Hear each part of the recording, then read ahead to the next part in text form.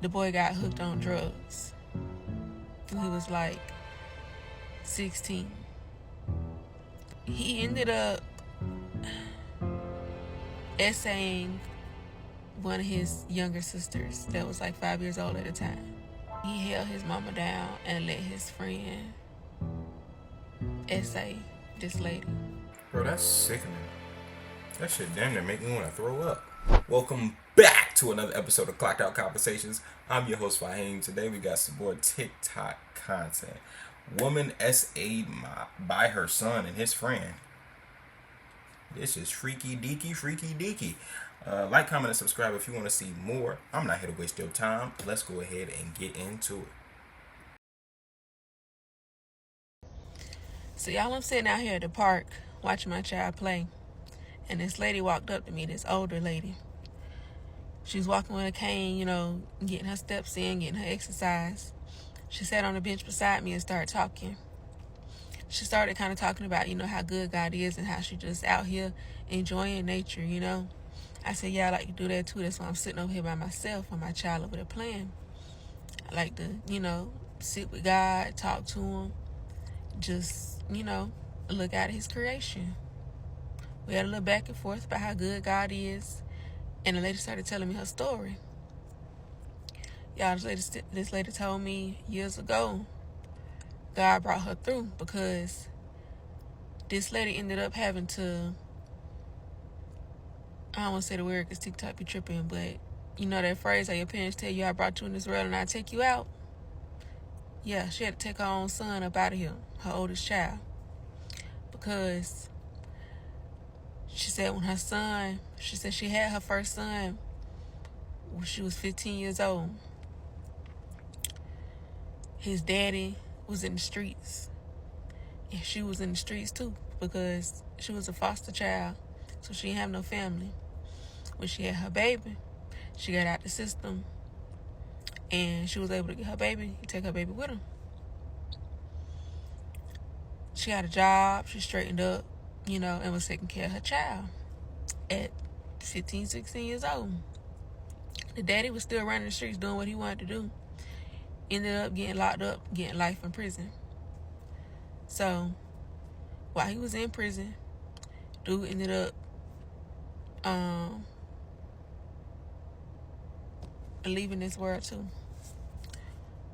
So, it was just her and her son. She started telling me how she did the best she could with him, but he was just a terrible child. She said that she don't like to call. She was like, I don't like to call kids bad. But I really had a terrible child. He was really a terrible child. She said nobody could do nothing with him. He terrorized the teachers, terrorized his classmates, was always fighting, getting into something. From a little baby, he wanted to fight and just was violent. He was just a violent child. So eventually, the boy ended up getting kicked out of school. She done did everything she could do. She done punished him, tried, reinforcing, prayed over him, took him to church, prayed for him, laid him on the altar. Nothing worked. Nothing worked for her child. He ended up getting expelled from school, and that was like the beginning of her being terrorized by her own child. So at that point, he was home. It wasn't nothing she could do. She would have to miss work because every time she found somebody to watch him, they would call her to come get him because they couldn't do it. And this is a 10-year-old boy. At this point, he was like 10 years old. Finally, he ended up getting arrested and being sent to the juvenile facility because he participated in an armed robbery with some older boys. When he was 14, they let him out. He got out, came home to his mama. By the end, his mama had gotten married and had 2 more kids. He immediately terrorizing the mama, treating the 2 little kids bad, disobeying, not wanting nothing to do with her husband. Her husband tried to, be a man, show him what a father was, show him what a man is. I could have told you that wasn't gonna work out. Boys, when they hit that adolescent age, you try to bring a man into the house, they be looking like, you ain't about to whoop me. You not about to discipline me. You weren't here from the beginning. I didn't come out of you. I have no respect for you. That's just how it is a lot of times, unfortunately. No parts of it. His stepdaddy couldn't do nothing with him. His mama still couldn't do nothing with him. Nobody could control this little boy. 14 years old, he was in there wanting to fight his stepdaddy, wanting to fight his mama, hitting on his siblings that was only toddlers at the time. So she ended up saying he couldn't stay there no more. So, because it was causing issues between her husband and her other children. She was basically afraid for her other kids' safety at that point. So she sent him to a group home for troubled youth. He went there for like 6 months. Came home supposedly good. It wasn't like that. He was right back to terrorizing the household, trying to run things, doing whatever he wanted to do. He just couldn't be controlled. So by then, she had another baby. Her and her husband was kind of, okay. And then the boy got hooked on drugs when he was like 16. So instead of him ripping around in the streets, he was still in the streets, but he was coming home. He was going out in the streets and then coming home high, terrorizing the house once again. He ended up essaying one of his younger sisters that was like 5 years old at the time. That's when the husband said he couldn't take no more. He packed up himself and his kids. He moved out. Damn, that's messed up. But I can't blame the stepdad. But I would have stopped that way earlier than that. I'm not gonna lie. Kid being that unruly, especially with my kids now involved, given that I've had children with this woman, that boy's mother. Oh no. Oh no, I'm not giving that boy that chance to do that. Especially if he's shown me to be extremely unruly. Oh no, no, no, no. I'm not leaving my children around him. You out of your goddamn mind. The lady stayed there in the house with her son because she still had faith and hope in her son. She tried to get him help. She sent him to all types of rehabs programs. He was in and out of jail. Nothing would help. Nothing could help him. And nothing she did helped him. So, after a while, he was on drugs so bad, he had stole everything from her. Was stealing out of her purse, just whatever he could get his hands on, he was stealing it out of the house and selling it for drugs. He had to put his hands on her several times. But this one day, he stole something that meant a lot to her. It was like this little trinket that she had from her mom. And like I said, she was in foster care. So that was the only thing of her biological mom that she had, because her mom had been killed when she was a baby. So she never knew her mom. And that was all that she had from her mom. Or anybody. She had no family. So that was all she had. And it hurt her when he stole it and I guess pawned it for drugs. So she approached him about it and he laughed. He was high and he laughed, and she basically told him, like, I can't take no more. You gotta go. I can't take it. So he ended up beating her up. He got angry and he beat her up. Just stormed out of the house. Now the lady, she worked at a hospital. She said she called out of work the next day because she couldn't go to the hospital with a bruised up face, even though she had done it before. She had done it so many times, like she just couldn't think of nothing to say for yet another black eye. So she called out of work the next day, stayed home all day, thinking he would be gone on a binge for, a few days, because that's what he would do. Him and his friend actually came to the house that day, high, probably looking for something else to steal and get some more drugs with. He came in, saw her there. She approached him and told him, like, no, y'all gotta go. Y'all gotta go. You can't, I don't want you in my house no more. You gotta go. Y'all, this boy, her son, that she did everything she could do for, let his friend, he held his mama down and let his friend essay this lady. And when his friend was done, he did what he wanted to do to her too. Y'all, this poor lady was stuck in her house with her son and his friend for hours, while they just did whatever they wanted to do to her. All because he didn't want to get out and leave after she had done everything she could for him.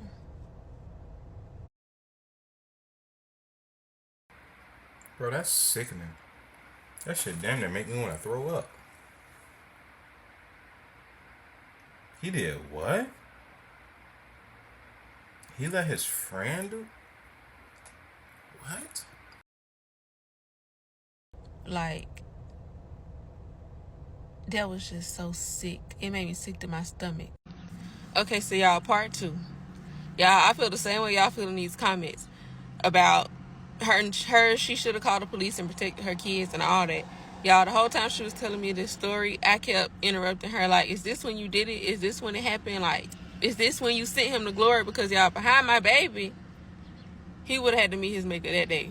But everybody different. So she just continued on with life through all of this going on. So when him and his friend did what they did to her, y'all, this lady didn't do nothing about it. She didn't do nothing about it. This lady got herself up off the floor, cleaned herself up, took herself to the hospital because they actually did some serious damage to her. And she told the hospital and the police that she had no idea who this person was that had did this to her. She told them it was just a random man and she didn't know who he was. And that was the end of that. She wouldn't cooperate with them, so of course the case went cold and got closed. So after that happened, he stayed gone for a little bit and he came back. So he comes back to the house. He actually got a little girlfriend, brought her with him. They both staying with her. The girl ended up getting pregnant. The baby ended up being born addicted to crack. Mind y'all, all this is happening in like the 80s and 90s, so during the crack epidemic. So the little girl was born addicted to drugs. And so the people at the hospital, of course, called DCF. DCF took custody of the child. She didn't want her grandchild in the system, so she became the little girl's guardian. But in order for her to be the guardian, she had to keep her son and the baby mama away from the little girl because they was both still on drugs. So they ended up, she became the little girl's guardian. Life goes on. She ended up letting him back in the house, like, not long after. The mama didn't come back, but he did. So he goes back to still terrorizing her, beating on her, mistreating the baby. She did try in the beginning to try to keep the baby away from him because she didn't want nothing to happen to her. But eventually, he was putting his hands on her too. And life just was what it was for them. And y'all, of course, DCF is no longer in the picture, as usual. They placed the child, checked in for a little bit, and left them alone after they assumed that everything was cool. So that was that, and they had no supervision over this child. Y'all, the little girl turns like 7, 8 years old. She's in school now. She ends up telling a friend at school that her dad is essaying her. The little girl told her mom, and the mom called the grandma like, hey, your son is messing with your daughter. Y'all, this lady didn't do nothing about it. didn't do nothing about it. She talked to her grandchild. The little girl told her that he had her doing things with her hands and her mouth. She ended up just telling her, well, just try to stay away from him. Don't get close to him. Y'all, obviously that didn't work. So eventually, he keeps messing with the girl. And she got another job. So she just starts working long hours and staying away from the house as much as she possibly can. Just turning the other cheek to what's going on in her household. Acting like she don't know what's going on. She don't know nothing. So years go by, y'all. I'm trying to speed it up because y'all said I was going slow. So years go by. He's still messing with his daughter. This is just regular everyday life for them. The little girl turns 14 and ends up pregnant. Y'all, the girl got pregnant by her daddy. Told her grandmother that it was her daddy's baby. The grandma told her to lie and said it was some random boy and she don't know who it is. The granddaughter listened. She had her father's baby and brought that baby home to her father and her grandmother, who was allowing this to happen in the first place. And they went on about life like everything was cool.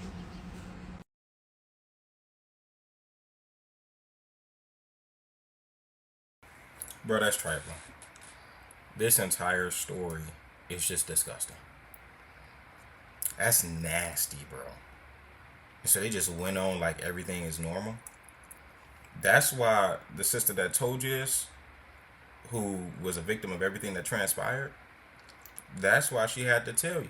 That's why she felt the need to tell you on some, I think in the beginning of the story, it said some random park bench or something. This sister right here sitting down watching the kids, and the older sister just had to spill it out to her because it's on her mind. You know, when you meet random people and you feel more expressive or more willing to express yourself to them because you know that you aren't going to be held really accountable for the things that you say, since you're probably not going to see them again. I feel that this was one of those situations, and she just had it on her heart to say and speak about.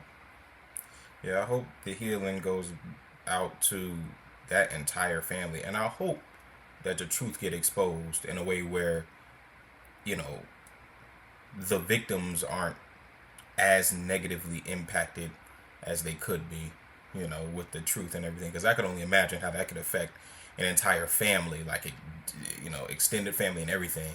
So I hope that the truth does come out and, you know, everything is settled the way that it's supposed to be, in the most godly and you know, legal way possible. You know, but this has been another Clocked Out Conversation. Like, comment, and subscribe if you want to see more. And I will see you in the next one. Peace.